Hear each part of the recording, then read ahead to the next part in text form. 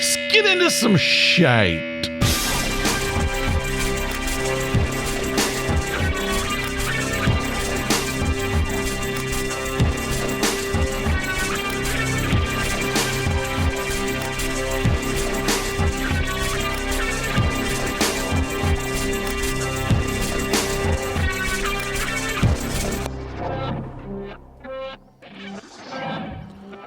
Howdy, folks. Welcome to the Out of Tune podcast. I'm the one that just made that weird introduction. My name is Rick.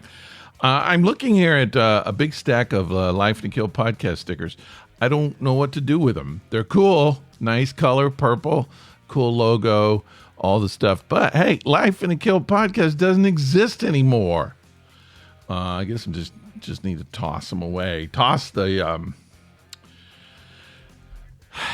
hate to do it. Toss the stickers away. It's what I'm going to have to do. How are you out there? What are you tossing away? What are you throwing away? What are you cleaning up? What are you getting rid of in your life to make your life more progressive, to make it more functional, less dysfunctional? You doing that? I'm doing it. Here's what I'm discovering about myself, though, and I don't know what the reason for this. I'm very interested in things like this because it's like a key to your psychological makeup. But I'm buying books. Why am I buying books? I'm buying a lot more books than I have in a while.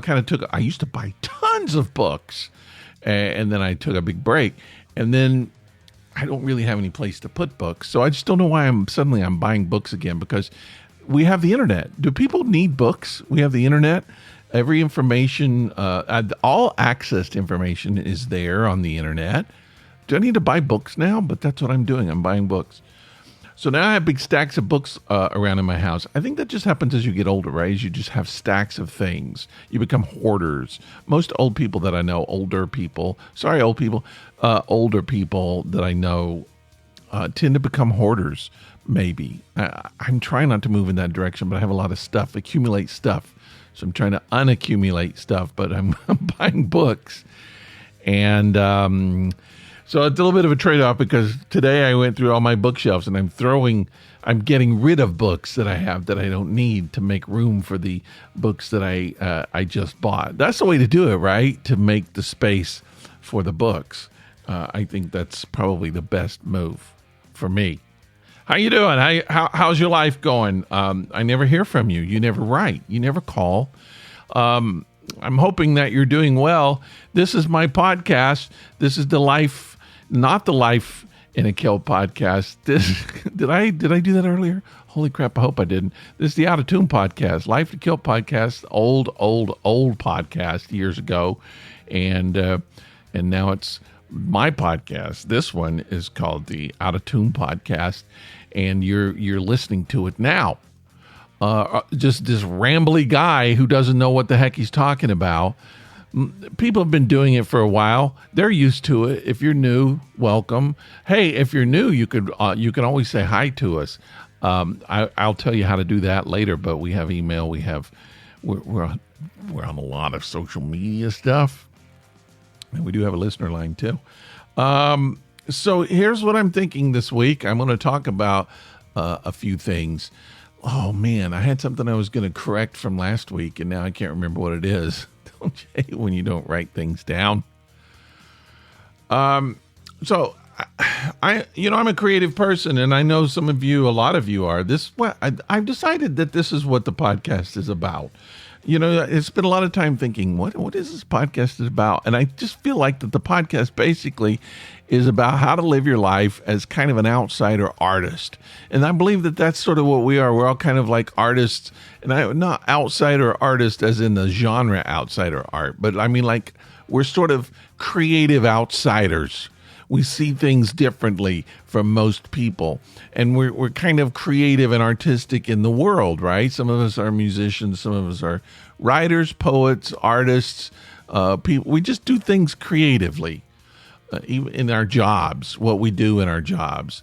We might sit at a desk, but our desk is a little different from everybody else's desk, right? A lot of us wear kilts. See, that's how we got into this thing from the beginning with the Life in a Kill podcast. People, guys who wear kilts, anyone who wears kilts, little bit different from the rest of the people out there in the world. I know this. I did the kilt thing for a while, every day for a while. So it's just you're just a little bit different from the rest of the people, and that's cool. And that's what the podcast is about. We're those people. We're the people that other people can understand, and we go here to this podcast to try to get some understanding about our own lives. We don't know why we are the way we are. I don't know. I've just been like this since the time I was born. But one of the things I was thinking about this week, and this is I talked about a week or two ago, just about just not being able to move sometime because you want to be perfect and you can't be perfect.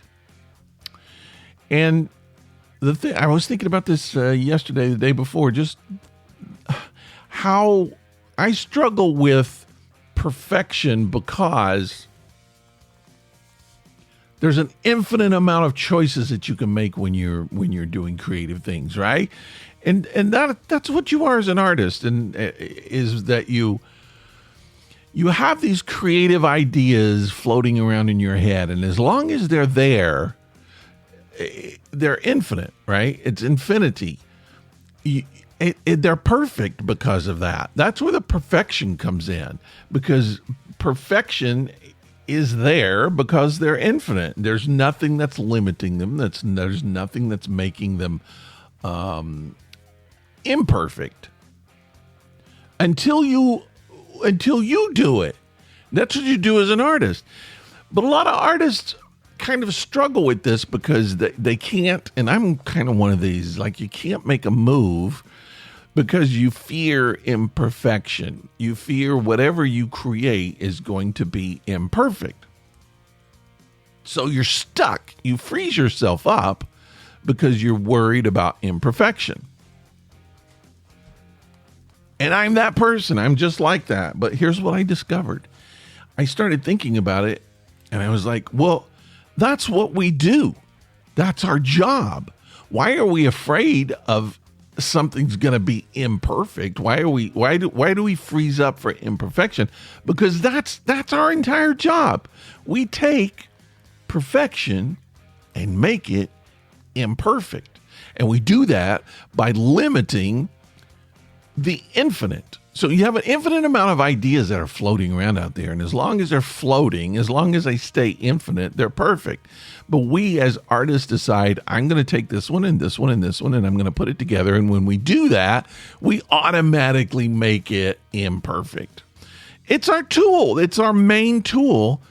Imperfection, the creative person, imperfection is our main tool. Why are we afraid of it? That took me a long, long time to figure out, to learn in art, because I would like make a painting, and at the end I would be just like, it's imperfect. It's not right. It doesn't have everything in the whole world in it. But it took me a while, and it hasn't been that long ago, just a few years ago, that I realized that every piece, every painting that I do is a showcase of imperfection. So I started making that a goal when I was creating the art piece from the beginning, is to showcase its imperfection, to let it be imperfect, to sometimes let it not be completed, to not let it be finished. And when you do that, you start feeling better about your art. You start realizing that each little painting, each little square of canvas or paper, if you're a musician, each song, each piece that you make, it can't be finished. There's no way that it can, because it is not infinite. It's always going to be limited, because that's what we do. It's what we're doing as artists. And then when you look at it that way, you stop being afraid of imperfection and you start making imperfection work for you. I just, from the very beginning of my painting, sometimes I'm just like, I'm going to make it imperfect now. I'm just going to start with the imperfection. And it creates a certain type of freedom inside of you when you do that. it allows you to kind of open up to creativity more. And then I just go, sometimes here's this, I'm discovering this as I get older is, and I didn't know this when I first started painting, but the mark of a beginning painter is that you just put too much stuff in there. And it's probably the same with the other art forms too. But you want to impress people and you want to put everything that you know into the creative piece. But that you learn as you get older and you become more of a professional, more experienced, that each piece, the more you pull back, the less you put in when you're communicating. This is not always, this is generally. The better the piece is, the more it communicates, it breathes. You have more openness in there. And you know, if you're just cramming a bunch of color and you're cramming a bunch of shapes and you're cramming a bunch of lines and figures and everything into your painting, it's going to be very, very busy. Sometimes you want that. If that's the style, if that's the message that you're trying to bring in this particular painting, that's great. But if you're doing it out of habit, if you're doing it because that's all you know, I challenge you to step back and put less in it. Let the few things that you put into it communicate creativity to your audience. You know, make a simple piece, whether it's a very simple a piece of music, or painting or drawing or whatever that you do, a dance, just let it come out a little bit at a time. And then what's there becomes a much stronger voice. That took a long time for me to figure out. But I like that now because I don't feel the pressure to put so much stuff into what I do. Okay, I'm going to drop it there. I have some new things. I don't have my glasses. I need to put my glasses on. Hold on. Okay. I have some, I told you that. So this is my birthday week. I don't know what that means to anybody else. No one cares. And that's fine.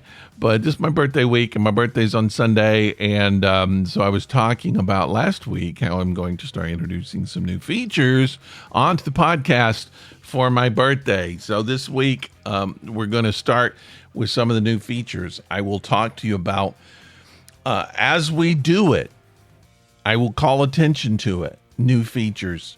And some of these features, I hope you can participate with if you want to. I am, one of the creative things I'm doing right now is I'm writing a play, and I mentioned that as well. And I thought I would update the status. I thought I was really close to being done. I kind of had it where I wanted. I kind of had the message where I wanted it. I had a lot of people reading it, and they were kind of, to give me feedback. You do that. You want people to kind of say, does this suck, or are you close? Is it good? Whatever.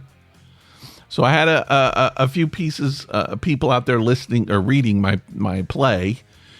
And I started getting some feedback, good feedback, bad feedback, just here's what I would do if I were you feedback, and very helpful.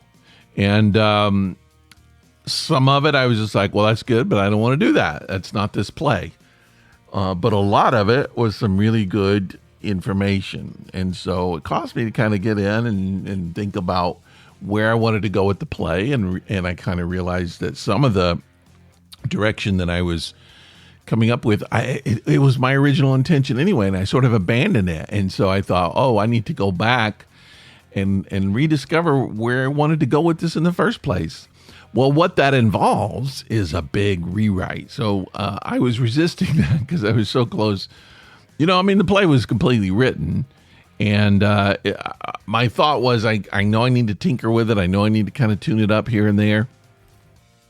But I wasn't really intending on rewriting it. The more I started thinking about it, and I started coming up with some new options on endings and plots and just some new things, I just thought, oh man, this would be really cool. I need to put this in and this in and this in. And now I got to rewrite it. So that's where I am with my play, as I'm rewriting. So you do that. That's part of art, right? Creativity is a process. Sometimes you got to completely paint over a painting. Sometimes you got to change a piece of music. It's part of it. So I'm doing that now. I'm going into a rewrite. So now I hoped I would be done toward the end of the month, and now I'm thinking maybe at the end of summer I could be done with it then. But that's okay. All right. Here's what I'm kind of learning about that process is as a creative person. There comes a time when you want to just be a different person. You don't want to do the same thing everyone else is doing, right? So you want to kind of be, I don't want to use the word maverick, but I'm going to. You kind of want to be a creative maverick. You want to do different things. You want to do them differently. So a couple of days ago when I was at a bookstore, I was looking at all the books and I thought, all of those books represent the status quo, essentially, because all of those books are saying this is how this is done. Whatever it is, it's telling you this is how this is done. Even if it's just how to construct a sentence. When you're reading, it's like this is how to write. This is how to construct a sentence. Or if it's gardening, this is how to plant. If you're painting, this is how to paint. If you're doing math, this is how we do math.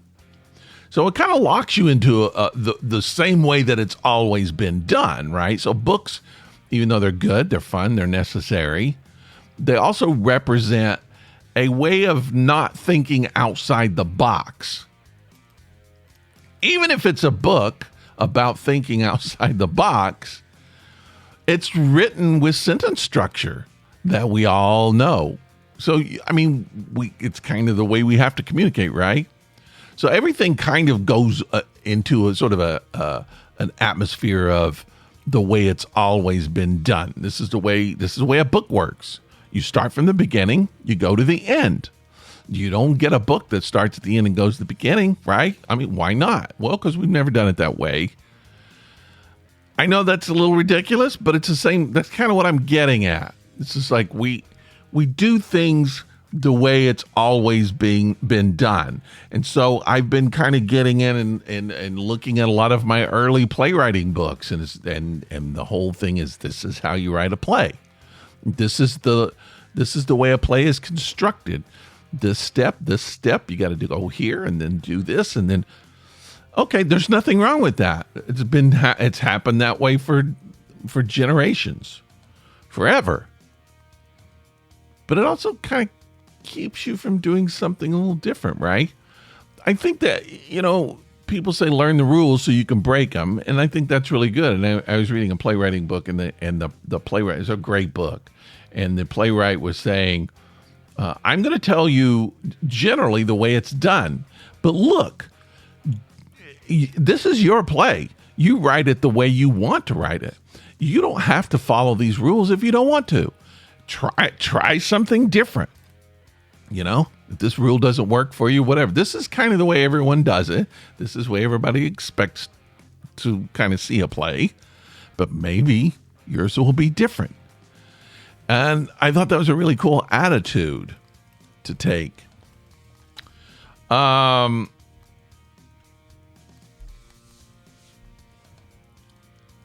of the new features that I'm going to do on the podcast, I'm calling the Out-of-Tune Tune-Up. And it will be a way to fix or correct or adjust or make better, hopefully. And again, I'm still working with it. A potential problem. So this gives you an opportunity to send in something that you want to submit to the Out-of-Tune Tune-Up. How would this be fixed? How can we take care of this? So I'm going to say that this first beginning Out-of-Tune Tune-Up is about taking criticism, listening to criticism, opening yourself up to ideas. Because there is a point where you shouldn't do that. If what you are making is bad, and who really has a right to say that, If you want to fix it, if you want to make it better, maybe you have to listen to other people. Maybe you have to listen to direction. Maybe you have to go to school. Maybe you have to take a class. But if you're E.E. Cummings and you're writing a poem and you're just putting periods and quotation marks and any kind of punctuation, and you're playing around with capitals and the words don't make sense, at some point, someone's like, what is that? That's wrong. Don't do that. Well, it's E.E. Cummings. He did do it. And he I don't know if I want to say he made a genre, but he made a style, he made a type of poetry from just not listening to what other people say. You know, he got a lot of flack for that. A lot of people are like, what are you doing? This is stupid. And they still say that. But I think there is a point where you have to listen to people in order to make things better. You have to listen to people who say, I don't get it. I'm not understanding that. But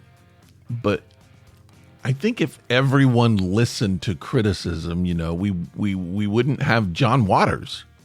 We wouldn't have David Lynch. I'm sure those guys listened to other people and they took notes and they listened carefully and said, that makes sense. I'm going to do that. I'm going to change that. But other times they were like, you don't have the vision that I have. I'm going for this. No one could say that Eraserhead should have been this way. Certain, you know, do it the way we always do film. You wouldn't have that film. That's kind of the mark of an artist, is to be able to listen to criticism and not ignore it, but take what works and take what helps, but don't let it change your voice too much. Right? So I feel like that the Autotune tune-up for this week is just, as artists, as creative people, is embracing feedback, listening to feedback, but not taking feedback as the law that we have to do. Make sure that you're not afraid to stick with your vision and make your vision work. Because you might, if you do that, you might actually be stifling some really good creativity. Right? Does that make sense? All right, that's the Autotune tune-up for this week. Now, the other section that I'm going to do is a thing I'm going to call Moments of the Week. And here's what the Moments of the Week, and you could do this too. I'm going to allow you to send in your Moments of the Week if you would like to. Let's say email would be the best way to do this. We do have a listener line. If you want to call in the listener line, 678-348-0008, you can call in and leave your Moments of the Week that way if you want to, or you could just send them to me through email, bestwayrick@autotune.com, OUTTATOON.com, and tell me what your Moments of the Week are, and I'll read them. May not read all of them, but I'll read when I can. Moments of the Week, there's 4 things. What made me laugh this week, what made me sad, what made me feel creative, and what made me feel challenged this week. I want to do that on every podcast, and you can do the same thing. And then when we have guests on the podcast, I'll ask them the same thing. So these are the Moments of the Week. So what made me laugh this week? I got to tell you, there are moments when I'm just, just like everyone, I just don't feel like, I just didn't have a good day for whatever reason. And I'm looking for some way to take my mind off of it. And so here's one thing that I do on a regular basis is I started watching these videos by Cartoon Box. Do you watch those? If you haven't, look them up. It's Cartoon Box. I think you find them. There may be a hyphen in there. Cartoon-box/box, whatever. Cartoon Box. Oh man, they're hysterical, crazy cartoons. Most of them, almost all of them, have no dialogue. They're all just sight gags. Most of the cartoons last just like a minute, 2 minutes long. They're full of blood, full of violence, full of just typical like Looney Tunes, Roadrunner getting the coyote into trouble and smashing his brains onto the floor. This goes a little bit farther sometimes. They're hysterical. They'll make you laugh if you're having a bad day. There's tons of them on YouTube. I think you can get them on Facebook as well. Look them up, Cartoon Box. And that's what made me laugh this week, and makes me laugh a lot when I need a pick-me-up. One of my favorite little comedy things. What made me sad? My friend's dog died this week, and I was kind of close to this dog. I knew the dog for many, many years. That's always the worst, right? It's like a family member. A lot of people who don't have animals or don't like animals don't understand that. But it was very sudden and very sad. So that was my sadness this week. What made me feel creative this week? I am making bread now. I think I might have mentioned that on a past podcast, but I've actually taken the steps out to do it. I haven't eaten it yet, but tonight will be the night that I eat it. I'll give you a report, but I can't think of much better than having fresh bread in the house. So I'm excited about it. I'm not going to do it all the time because I don't want to get any fatter than what I am. So, but hey, fresh bread, awesome. And you could just, change the recipe and make what I want. So that's made me feel creative this week in a way that I don't normally feel creative. I'm not a big cook. I do like cooking, and I've made recipes and things and desserts, and I've made bread before, but I used to have a bread machine, but this is I'm kind of excited about this. So I'm feeling creative in a new way this week, and the way that I'm challenged. This is oh man, I'm not going to go into a lot of details. I've sort of been like estranged from my family for a while. There have not been a lot of connection with my family, and I've been trying to little by little change that in certain ways. And so I've been doing some communication with family this week, and it is a challenge for a lot of reasons. And there's like no blame. I'm not saying there's anything bad about it, but I'm kind of a private person. I like, being my little shelter, my little bubble by myself. So it's sometimes just a task to reach out and connect with people and communicate with people. That's a weird thing about me. But and also there's ego involved and just other things that I you have to face. And it's something I've been working on for a while. Some of it's just my issues. No one wants to face their issues. It's so much easier to sweep them under a rug, right? So I've been rug sweeping. And but now I don't know. I just feel like it's kind of something I need to do. Make a little bit more of an effort to try to fix some stuff, heal some stuff, go in and make a few things better. For a lot of reasons, personal reasons, spiritual reasons, just mental reasons, emotional reasons, all those kind of things. And just to kind of say, why have I made this decision? Why is this something that I decided I wanted it to be? And then it's always good to hold something up to a microscope and say, let's see why it's working this way and if it's still functional. So that's my challenge this week. How about you? What made you laugh? What made you sad? What made you feel creative? And what challenged you this week? You can send yours to me if you'd like by email, rick@outoftune.com. And I want to know. I want to share what's going on with you with everyone else. I don't have to read your name unless you want me to. Okay. Hey, that went by pretty quick. I can't speak anymore, but yeah, we did a pretty good podcast, don't you think? I think so. I'm going to say goodbye now. We got to stop meeting like this. Oh, but let's do it next week, okay? Sure.